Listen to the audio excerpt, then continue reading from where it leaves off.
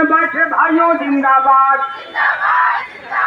पीछे से भी आई आवाज इनकलाब जिंदाबाद। हेलो, हमारी मांगे जायज है, हमारी मांगे जायज है। जायज मांगे कैसे लेंगे, जायज मांगे कैसे लेंगे। इनकलाब जिंदाबाद, इनकलाब जिंदाबाद। एनएमजीएनएम संघ जिंदाबाद, एनएमजीएनएम संघ जिंदाबाद। हमारी मांगे जायज है, मजदूर को अपनी मांगे कैसे लेंगे। कोरोना को निमित करना होगा, कोरोना को निमित करना होगा। जोर जुल्म के चक्कर में, जोर जुल्म के चक्कर में पूरे राज्य में जिस दिन से आप आए उस दिन से पूरी तरह ठप है। मांगे क्या है हमारी? हमारे कुछ साथी ऐसे हैं कि 20 साल से अनुबंध पे हैं, 18 साल से हैं, 15 साल से, 10 साल, 5 साल से। सारे साथी एनएचएम के तहत अनुबंध पे हैं, जो बारी बारी से आए और अर्थ मानदेय पर स्वास्थ्य विभाग के सारे कार्यों को संभाल रहे हैं। तो क्या हमारी भी तो कुछ ज़रूरतें होती हैं। हम अपने जीवन का महत्वपूर्ण समय सरकार के लिए दिए और सरकार ने हमें अब तक क्या दिया? निचोड़ा जा रहा है हमें। 10 से 15 हज़ार रुपये की भीख देके हमारे जीवन को तबाह किया जा रहा है। लेकिन सरकार से हम कहना चाहते हैं कि अब हमारे अनुबंध कर्मी जाग चुके हैं, उन्हें अब आश्वासन की जरूरत नहीं है, आपका काम दिखना चाहिए। मुख्यमंत्री महोदय, माननीय श्री हेमंत सोरेन जी, हम आपसे जानना चाहते हैं कि जब आपको अपनी सरकार बनाने की बारी आई, नेता प्रतिपक्ष थे आप, नेता प्रतिपक्ष के हैसियत से संविदा कार्यक्रम में पहुंच के आपने खुद ये आश्वासन दिया था कि हम सरकार में आएंगे तो जल्द से जल्द सभी अनुबंध कर्मचारियों को नियमित कर देंगे। हम भी इतने सीधे साधे लोग हैं कि आपके उस चापलूसी में हम आ गए। हमने आप पे विश्वास किया, हमने आप पे विश्वास किया कि आप हमें नियमित करेंगे। ऐसा विश्वास का ही परिणाम था कि पूरे राज्य से जितने भी अनुबंध कर्मी थे, चाहे वो स्वास्थ्य अनुबंध कर्मी हो, पैरा टीचर हो, आंगनबाड़ियाँ हो, सबों ने आपको एकजुट होकर अपना मतदान किया और उसी मतदान का परिणाम है कि आप आज सत्ता में हैं, मजबूती से सत्ता में हैं। लेकिन इस सत्ता से क्या फ़ायदा? आपने जिस वादे को करके सत्ता में आया, उसी वादे को भूल जा रहे हैं आप पहचान भी नहीं रहे कि संविदा कर्मी कौन है। उसके बाद भी हमारे कर्मचारी इतने सीधे हैं कि 3 साल तक आपका इंतज़ार किया गया कि नहीं, आपने वादा किया है, आप मुख्यमंत्री हैं तो पूरा जरूर करेंगे। लेकिन जब 3 साल बीत गया, कम समय बीता बचा है हमारे पास, जब हम देख रहे हैं कि आपके द्वारा अभी तक इसमें कोई इंटरेस्ट नहीं लिया गया, कोई कार्रवाई नहीं की गई, तो हम लोगों ने क्या किया भाई? आप मुख्यमंत्री थे, आपने वादा किया, तो हम लोग आपके समक्ष पूछने के लिए ना आए कि महोदय आपने कहा था। हम लोग हर जिले से आए और जिले से भी आए तो ऐसे आके धमक नहीं गए। हम लोगों ने बजाते सभी जिले से डीसी के माध्यम से हजारों की संख्या में सिग्नेचर करके आपको आवेदन दिया कि 7 तारीख को, 16 जनवरी को हम आपके पास पहुंच रहे हैं। हमें आप बताएं कि आपने जो वादा किया था उस पर अब तक क्या किया आपने? आपको सूचना थी, पूरे राज्य से सूचना थी, फिर भी आपने क्या किया? आप चले गए दूसरे जगह। हम आए, पहले तो हमको पूरे रांची हमें घुमाया गया। उसके बाद उस दिन स्वास्थ्य विभाग का जनसैलाब देख के जिला प्रशासन से लेकर मुख्यमंत्री तक घबरा गए। मुख्यमंत्री को लगा कि ये भीड़ हमारे साथ असहज हो जाएगी तो चलो हम भाग चले। मुख्यमंत्री महोदय, हम लोग शिक्षित कर्मचारी हैं, सभी तकनीकी वर्गों से पास आउट हैं, हम ऐसे नहीं हैं कि आके अत्याचार करें। आपने क्या किया? बैरिकेडिंग लगा दिया, 10 जवानों को छोड़ दिया, हमारे साथ करीब 3000 की संख्या में महिलाएं थी। आपके पास एक भी महिला पुलिस जवान नहीं थी। महिलाओं के साथ कुछ पुरुष पुलिसकर्मियों के द्वारा अत्याचार किया गया, अभद्र भाषा का प्रयोग किया गया, बदतमीजियाँ की गई, लेकिन हमने फिर भी सबको सहा। और उस दिन हमारे कार्यक्रम में हमेशा एक ही नारा था, जब भी आते थे पुलिस प्रशासन तो पुलिस प्रशासन जिंदाबाद कहते थे हम लोग। क्या नतीजा दिया उसका आपने हमें? आपने लाठियाँ चलाई, महिलाओं पे लाठियाँ चलाई। आपको पता नहीं है कि नारी शक्ति क्या होती है। वो नारी शक्ति ही है जिन्होंने आपको जन्म दिया। ये महिलाएं अपने घर परिवार को देखते हुए नौकरी करने आ रही हैं, और इनके साथ ये नहीं चलेगा कि आप कुछ आश्वासन की गुत्थी पिला दो फिर चलते बनो। अब हम लोग एक जगह आ चुके हैं साथियों, और अब आंदोलन गंभीर रूप ले चुका है। आज इस अनशन स्थल पर हमारे 21 भाई और बहनें अनशन पे हैं, अपनी जान की बाजी लगाने को तैयार हैं। ये कोई आसान बात नहीं है, ये आसान बात नहीं है। और सरकार, अभी तक सरकार आंख मूंदे हुए बैठी है। हमारे स्वास्थ्य मंत्री महोदय को मजबूरी में सड़क पे आना पड़ा।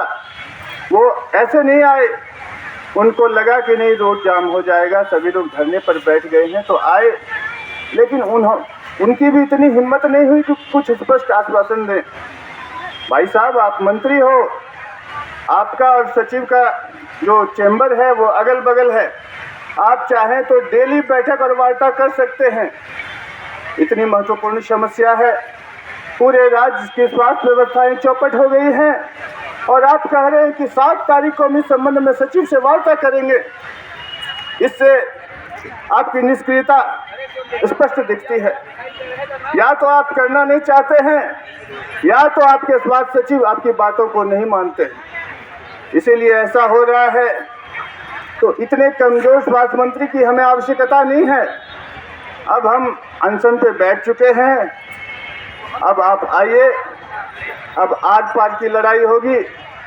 साथियों, इस बीच हम कहना चाहते हैं कि बीच में हमने देखा कि कहीं कुछ उड़ रहा था कि कोई 15 साल 20 साल, तो आप ये आश्वस्त रहिए कि ऐसी कोई बात नहीं है। यह जो आंदोलन है, अनुबंध पर नियुक्त पैरामेडिकल कर्मी, यथा जो 6 पद है इसमें, ANM, GNM, lab technician, pharmacist, x ray technician, ophthalmic assistant, इन सारों पदों पे जितने भी अनुबंध पे कर्मचारी एनएचएम के तहत या अन्य तरीके से भी अनुबंध पे कार्यरत हैं, सबके लिए ये लड़ाई जारी है। इसलिए किसी के भी बहकावे में न आए, भ्रम में नहीं पड़े, मजबूती से। अब हमारा ये दूसरा दौर आ चुका है, और हमें उम्मीद है कि हम कामयाब होंगे। इन बहनों, इन अनशनकारी भाइयों और बहनों का बलिदान व्यर्थ नहीं जाएगा। ये लोग अनशन पर हैं, तो हम लोग भी इनके साथ शामिल हैं, और हमारी जीत होगी। इसी बात के साथ मैं आगे कुछ बातें और कहना चाहता हूँ कि सभी एकजुट होकर पड़े रहें। इसके अलावे भी अब ये संघर्ष लंबा होता चलता जा रहा है, तो इस संघर्ष के लिए आप शारीरिक, आर्थिक, मानसिक हर रूप से सहयोग करें, जहाँ से भी जो बन पड़े। यदि हमारी बहनें अपना घर परिवार छोड़कर अपना जान की बाजी लगाते हुए अनशन पे बैठ सकते हैं, तो क्या हम उनके सहयोग में अपने ज़िले में, क्या यहाँ आकर उनका समर्थन नहीं कर सकते हैं? ज़रूर कर सकते हैं, और हमें करना भी चाहिए, क्योंकि ये लड़ाई सिर्फ इन 21 की नहीं है, ये लड़ाई पूरे राज्य में कार्यरत सभी अनुबंध कर्मचारियों की है, और इससे जो फायदा होगा उससे कोई भी वंचित नहीं रहेंगे, सभी को फायदा होने जा रहा है। तो मैं इस मंच से आप सबों से, पूरे झारखंड के सभी जिलों में कार्यरत सभी एएनएम, जीएनएम बहनों, सभी पैरामेडिकल भाइयों से अनुरोध करते हैं कि अपने तात्कालिक लाभ को छोड़ें। लोग छोड़ भी चुके हैं, लेकिन अभी भी यदि कहीं कुछ लोग सोए हुए हैं, जागे नहीं हैं, तो इस मंच के माध्यम से मैं उनसे आह्वान करता हूँ कि यहाँ लोग आमरण अनशन पे बैठे हुए हैं। आप सोचिए कि आमरण अनशन क्या होता है, आपने कभी कल्पना भी नहीं की होगी, और आपके हित के लिए लोग यहाँ बैठे हैं। तो आप लोग सब कुछ छोड़ दीजिए और एकदम जी जान लगा दीजिए। ऐसा लगे कि जितने भी स्वास्थ्य कर्मचारी हैं सभी अनशन पे हैं। आज हमारे साथियों ने और संघ महासंघ से भी अपील की है कि वो हमारे सहयोग में नैतिक समर्थन तो सभी दे रहे हैं। ये पहली बार है, आपकी एकजुटता का ही परिणाम है कि आज झारखंड में जितने भी संघ संगठन हैं सबों से अभी तक आपको नैतिक समर्थन मिला है।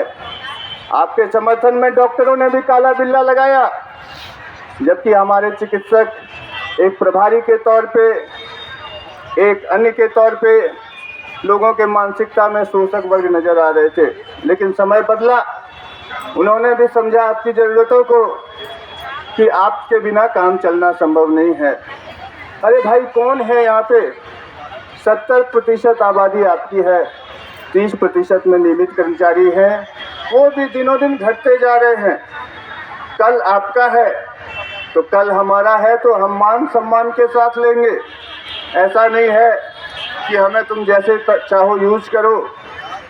हम सरकार से आह्वान करते हैं कि जल्द से जल्द हमारी समस्याओं का समाधान करें। समाधान की ओर अग्रसर है, सिर्फ इच्छा शक्ति का अभाव है। सरकार न जाने क्या देखना चाहती है। जनता त्राहिमाम है, अस्पताल त्राहिमाम है, लेकिन हमारे मुख्यमंत्री महोदय की नींद नहीं खुली है। वो हर दिन जा रहे हैं, जोहार यात्रा, खतियानी जोहार निकाल रहे हैं, लेकिन कहीं भी उन्होंने इस संबंध में चर्चा नहीं की। अरे हेमंत सोरेन जी, मैं आपको बता दे रहा हूँ खतियानी जोहार क्या है। यहाँ जितने भी लोग हैं, इन सबों के बदौलत ही आपका खतियानी जोहार जिंदा है। ये लोग जब इलाज कराने को ही आते हैं तो खतियान देख के इलाज नहीं किया जाता है, यहाँ पे इलाज किया जाता है आपकी बीमारी देखकर। कोई भी लोग आते हैं, सबका इलाज किया जाता है। आपने इलाज करवाते समय कभी हमारा खतियान नहीं देखा। आपके परिवार के सभी लोग कई बार कोरोना की जद में आए, आपका जो जांच करने गए, जो आपका इलाज करने गए, किसी से आपने पूछा कि तुम्हारे पास झारखंड का खतियान है तभी हम तुम्हारा इलाज करेंगे? नहीं पूछा। तो फिर आज ये बातें क्यों आ रही है? इसमें सभी तरह के लोग हैं। यदि ऐसे भी देखा जाए तो कौन है ये लोग, कहाँ से आए हैं ये लोग? ये लोग हमारे आपके बीच हैं, और ये इन लोगों ने साबित भी किया है। आपके आश्वासन पे, आपके मात्र एक आश्वासन मात्र पे यदि आपके सरकार को बनाया जा सकता है, तो उस आश्वासन को तोड़ने के जुर्म में आपके सरकार को धराशायी भी किया जा सकता है। और यदि आप हमारी बातों को नहीं मानते हैं तो याद रखें, इस मंच से मैं घोषणा कर रहा हूं कि जल्द से जल्द हमारी बातों को नहीं सुनी गई तो ये सरकार अगली बार धराशायी होगी। नहीं चाहते हुए भी दूसरे सरकार को लाना होगा, और जो कर्मचारी हितों की बात करेगा वही झारखंड पे राज करेगा। कर्मचारी हितों के खिलाफ आंख मूंद के कोई भी सरकारें जिंदा नहीं रह सकती है। बस अब उलगुलान का समय आ गया है साथियों। अब हम लोग आर पार की लड़ाई के लिए तैयार हो जाएं। हमारे साथी पूर्व में लिख के आए, 16 तारीख को आंदोलन में प्रशासन ने जैसे जैसे दौड़ाया कि इधर दौड़ो, उधर दौड़ो, इधर दौड़ो, हम लोग आए, उनकी बात के अनुसार चले। हमारा एक ही कार्यक्रम था कि मुख्यमंत्री आवास का घेराव, हम इसीलिए चले थे। जैसे बताए आए, बैरिकेडिंग लगाया गया, धक्का मुक्की किया गया। फिर हम लोग, किसी को हमने कोई छेड़खानी नहीं की, न किसी पुलिसकर्मियों से दुर्व्यवहार किया गया, न किसी पे हाथ उठाया गया। जबकि हमारी वो भीड़ थी, हम चाहते तो कुछ भी कर सकते थे। दर्जन भर पुलिसकर्मी उपलब्ध थे, लेकिन हम लोग संयमित शिक्षित लोग हैं। हम लोग जानते हैं कि हमारा अधिकार क्षेत्र क्या है। अब हम अपने मुख्यमंत्री से, जिसको वोट देके हमने जिताया है, उससे मिलने से ये प्रशासन कैसे रोक सकती है हमें? वो हमारा अधिकार है। जब हमने वोट दिया, उन्होंने वादा किया, तो उनसे पूछने हम जरूर जाएंगे कि आपके वादे का क्या हुआ। वो बोल दे भाई कि नहीं, हमारा वादा झूठा था, हमारे वादे के घन चक्कर में नहीं आना, वो चुनावी वादा था, वो चुनाव के समय किए फिर भूल गए। बता दो भाई, तुम दिख रहे हो, आपका इस मंच से कर्मचारियों द्वारा कई बार वाहवाही भी दिया गया, जिंदाबाद के भी नारे लगाए गए, आप पेंशन की सुविधा दे सकते हैं, तो फिर हमें करने में क्या दिक्कत है? आपके पास पद स्वीकृत है, आपके पास सारे पद स्वीकृत हैं, रिक्त भी हैं, बस समायोजन की जरूरत है। आप ऐसी नियमावली बना रहे हैं साहब। आज झारखंड बने हुए 23 साल हो गया, इस 23 साल में आप एक नियोजन नीति तक नहीं बना पाए हैं। नियोजन नीति के अभाव में एक पीढ़ियां बर्बाद हो गई। जब झारखंड बना था, झारखंड के लोगों को उम्मीद थी कि अब झारखंड बन गया, अब यहाँ बेरोजगारी नहीं रहेगी।